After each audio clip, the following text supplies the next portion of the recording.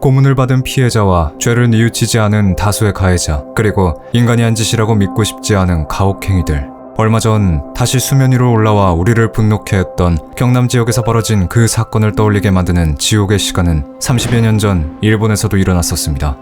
땅거미가 지고 하늘이 어두워진 시각, 17세의 후르타 준코는 아르바이트를 마치고 집으로 돌아가는 길이었습니다. 그런데 자전거를 탄 준코가 막 도랑 옆을 지나고 있을 때 낯선 남자의 목소리가 들려왔죠.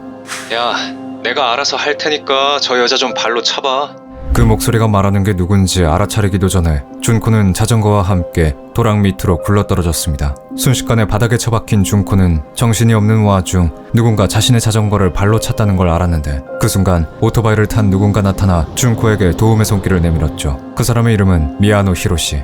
히로시는 그녀가 넘어졌던 자리를 가리키며 이상한 남자가 자전거를 걷어찼다고 말했습니다. 히로시가 가리킨 곳엔 또 다른 남자가 서서 둘을 지켜보고 있었는데, 히로시는 그 남자가 동네에서 유명한 변태라는 말을 덧붙였죠. 준코가 어떤 상황인지 파악하기도 전에 히로시는 저 변태가 없는 곳으로 데려다 주겠다고 하며 준코를 자신의 오토바이 뒷자리에 태웠습니다.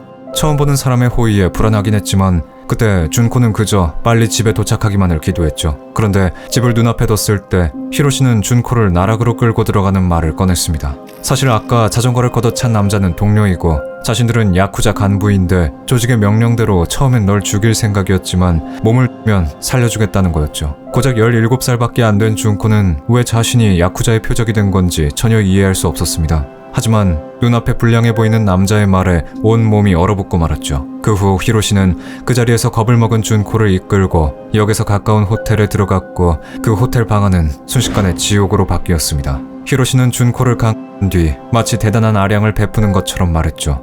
준코가 자신의 여자친구를 닮기도 했으니 보스에게 말해 준코를 죽이지 않고 풀어주겠다고 말입니다. 하지만 얼마 뒤 준코가 있던 호텔방으로 히로시의 연락을 받은 남자 2명이 찾아왔을 때 곧 집에 갈 수 있다는 준코의 생각은 갈기갈기 찢겼죠. 그리고 그 좁은 호텔방에서 나온 후에도 준코는 히로시에게서 벗어날 수 없었죠. 히로시는 끔찍한 일을 겪고 넋이 나간 준코를 데리고 밤거리를 누비고 다녔고, 이때 준코는 히로시가 누군가에게 연락을 하는 걸 봤습니다. 그리고 얼마 뒤 나타난 남자를 보고 준코는 터져나올 것 같은 비명을 삼켰죠. 그 남자의 이름은 미나토 신지. 준코의 자전거를 발로 차 넘어뜨렸던 그 남자였습니다. 도랑에서 있었던 일이 생각난 준코는 자신이 자전거를 타고 가다가 넘어졌던 순간부터 이 모든 게 히로시와 신지에 의해 계획됐다는 걸 깨달았죠. 그렇게 준코가 좌절하고 있을 때 히로시는 느물거리는 얼굴로 입을 열었죠. 사실 신지가 널 좋아하는데 얘랑 사귀는 건 어때? 말도 안 되는 소리에 준코는 최대한 침착하게 졸업 전까지 연애를 할 생각이 없다는 말로 넘어가려 했지만, 그 말에 심사가 뒤틀린 히로시와 신지는 자신들에게 굴욕을 줬다며 준코를 교육시켜주겠다고 했습니다. 그리고 준코가 끌려간 곳은 신지와 히로시의 아지트였죠. 그곳은 겉으로는 평범한 가정집처럼 보이는 2층짜리 주택이었는데 준코는 2층 맨 끝방에 감금됐고, 신지와 히로시는 마치 희귀한 동물을 자랑하듯 자신의 친구와 지인들을 불러 준코를 능욕했습니다.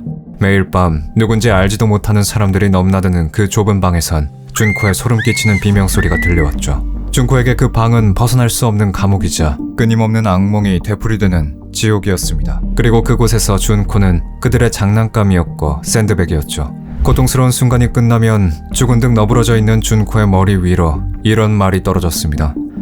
도망치려고 하면 내가 널 죽이고 우리 조직인 네 가족까지 죽일 거야. 이 말 때문에 준코는 이곳을 벗어나는 상상만으로도 두려움에 떨어야 했죠. 그런데 넌 누구니? 히로시와 신지의 아지트엔 그들과 같은 악마만 있는 게 아니었습니다. 악마들의 아지트라고 생각했던 곳은 사실 신지의 부모님의 집이었고, 그곳엔 신지의 부모님과 형 그리고 여동생까지 살고 있었던 거죠. 준코를 발견한 건 신지의 어머니였는데 그녀는 준코를 보고 왜 집으로 돌아가지 않는지 물었지만 히로시와 신지의 감시를 받고 있던 준코는 어떤 말도 할 수 없었고, 하루하루 감금당하는 날이 길어지자 어느새 신지의 부모님은 준코를 아들의 가출한 여자친구 정도로 생각하게 됐습니다. 신지의 아버지는 자신에게도 여자친구를 소개시켜달라는 속편한 소리를 했고, 신지의 어머니는 집에서 준코를 마주칠 때마다 그저 부모님이 걱정하실 테니 하루빨리 집으로 돌아가라는 말을 할 뿐이었죠. 자신도 당장 집으로 돌아가고 싶다는 말이 목구멍까지 차올랐지만 준코는 보복이 두려워 도움을 요청할 수 없었습니다. 그런데 이상하게 히로시나 신지가 붙인 감시자가 없던 어느 날 준코가 있는 방문을 열고 신지의 어머니가 나타났고 그녀는 준코에게 여기 있는 야쿠자 같은 것들을 피해 얼른 집으로 돌아가라는 말을 했죠.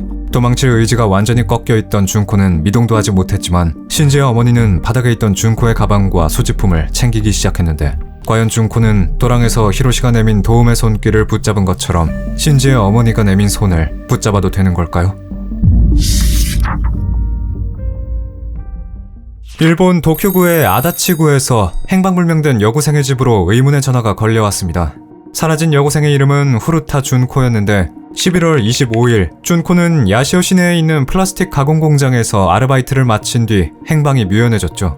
준코의 동선을 중심으로 수색을 했지만 실마리를 찾을 수 없었는데 실종 5일째인 11월 30일 저희는 준코의 부모님으로부터 사라진 준코가 연락을 해왔다는 걸 듣게 됐고 그녀가 부모님에게 전화로 이런 말을 했다는 걸 알게 됐죠.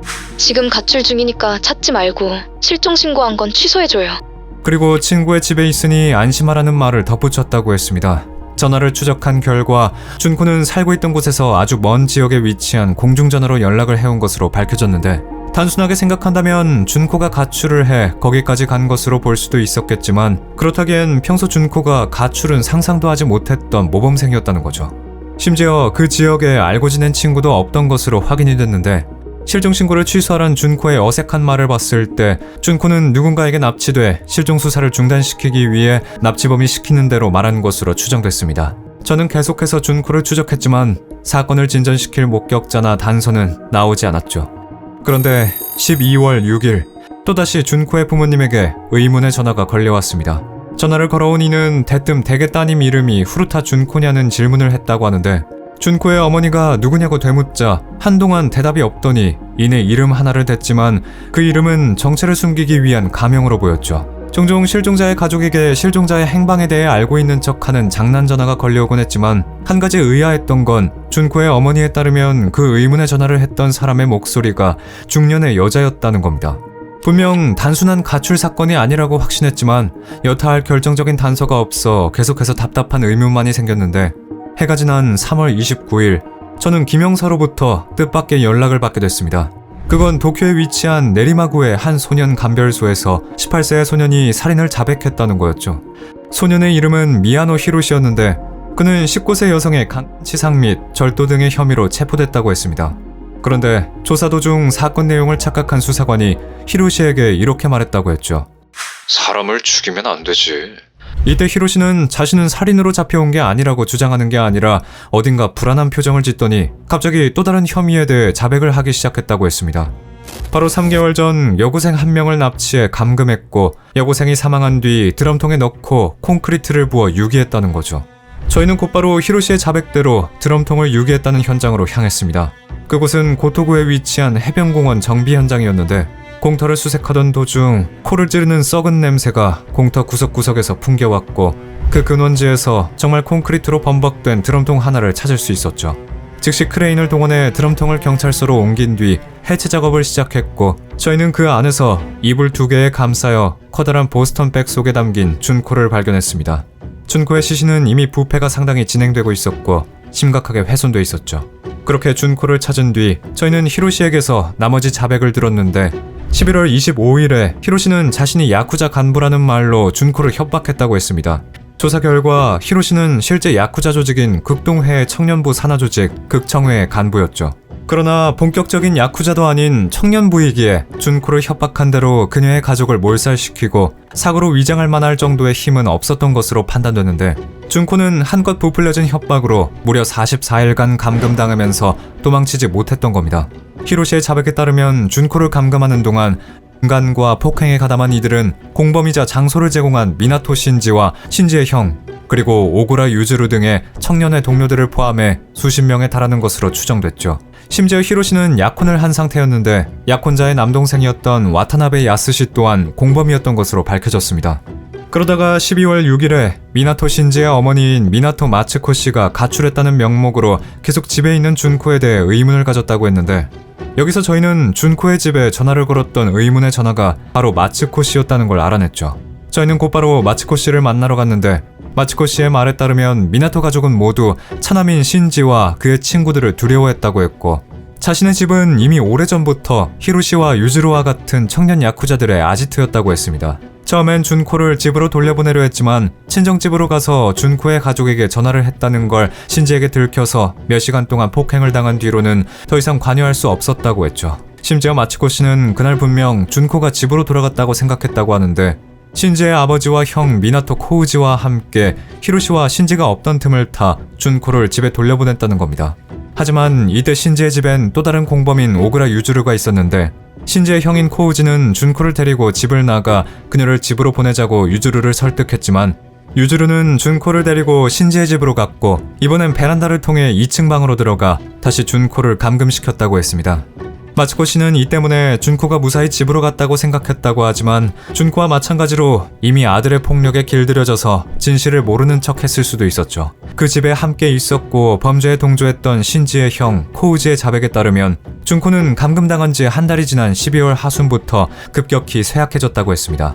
그가 종종 컵라면이나 빵, 우유 등을 먹이려 했지만 준코가 먹을 수 있던 건 고작 우유 한 잔밖에 없었다고 했죠. 그리고 12월 1일 히로시는 자신이 낮잠을 자던 사이 준코가 1층으로 내려가 경찰에 신고를 하던 걸 발견했다고 했습니다. 자신이 강제로 전화를 끊고 난 뒤 다시 경찰에서 연락이 오긴 했지만 여동생이 장난을 친 거라고 사과를 한 뒤 무마시켰고 이내 한 번만 용서해달라는 준코를 이전과 비교도 할 수 없을 정도로 고문했다고 했죠.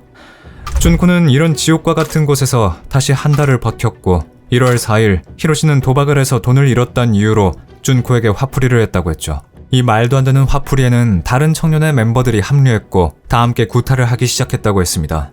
그런데 이때 넘어져 있던 준코가 일어서려다가 넘어져 바닥에 있던 카세트 플레이어에 머리를 부딪혀 경련을 일으켰다고 했는데 이때 히로시를 포함한 공범들은 준코가 꾀병을 부린다며 오히려 폭행의 강도를 높였다고 덧붙였죠. 심지어 유즈루는 1.74kg짜리 아령까지 꺼내들었다고 하는데 이래도 준코가 아무런 반응이 없자 그 방에 있던 공범들은 순간 준코가 죽었다는 불안감에 휩싸였지만 이내 신지가 원래 저렇다는 말을 했고 이에 안심한 그들은 준코의 발목을 묶어 방치한 뒤 다같이 외출을 했다고 했죠.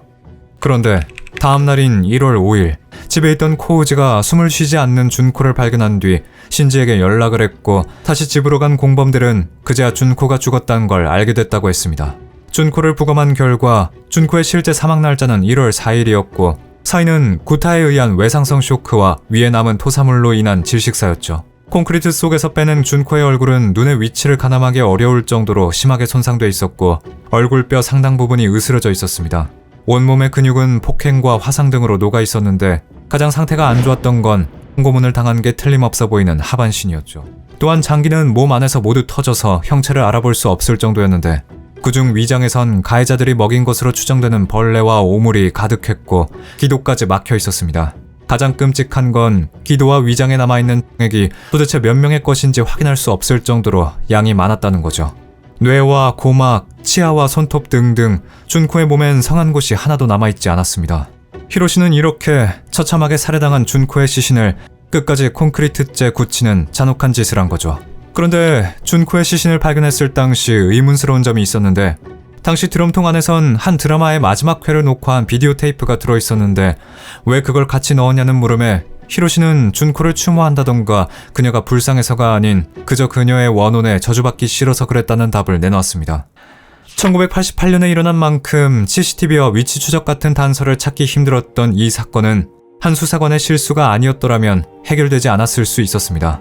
폭행과 간에 직접적으로 가담하거나 미나토 가족과 같이 감금을 알고도 묵인했던 공범들의 수는 수십 명에 달했지만 실제 유죄 판결을 받은 건 고작 4명으로 주범인 미야노 히로시와 미나토 신지 그리고 오구라 유즈루와 와타나베 야스시였고 그들의 평균 연령은 고작 16세였죠. 당시 일본 청소년 범죄 처리 시스템으로 인해 법원은 그들의 신원을 봉인해야만 했는데 하지만 이 결과에 반발한 언론은 짐승에게 인권은 필요하지 않다는 말과 함께 가해자들의 실명을 보도하기도 했습니다. 짐승만도 못한 짓을 했음에도 불구하고 수년법의 보호를 받아 징역 20년을 받은 미야노 히로시를 제외하고 평균 5년에서 8년의 형량을 선고받았죠. 재판 당시 판사는 히로시에게 1년만 늦게 저질렀어도 너는 사형이었다는 말을 했는데 이에 히로시는 이렇게 대답을 했습니다. 이 나라에서 이런 짓 하려면 미성년자 시절밖에 없죠. 죄의식이나 죄책감이 전혀 없는 미야노 히로시는 2006년 가석방됐고 나머지 3명은 1999년 전에 출소해 각자 저들만의 너절한 인생을 살았죠. 아무 죄가 없었음에도 끔찍하게 죽어버린 피해자는 누려보지 못한 자유와 기회가 고작 감옥에서 몇 년 살았다는 것을 끝으로 가해자들에겐 허락이 된 겁니다. 심지어 사건 이후 일부 언론에선 피해자의 사진을 그대로 노출해 행실이 불량한 학생이었다느니 어떤 패거리의 일원이었다는 루머를 만들어 뿌리기도 했고 유가족의 입장은 전혀 고려하지 않은 노골적인 내용의 기사를 내기도 했죠. 거기다가 가해자들의 가족들까지 전혀 반성하지 않는 모습을 보이기도 했는데 오그라 유지로의 부모는 이 모든 게 피해자의 탓이라며 준코의 묘를 찾아가 훼손하는 짓을 했습니다.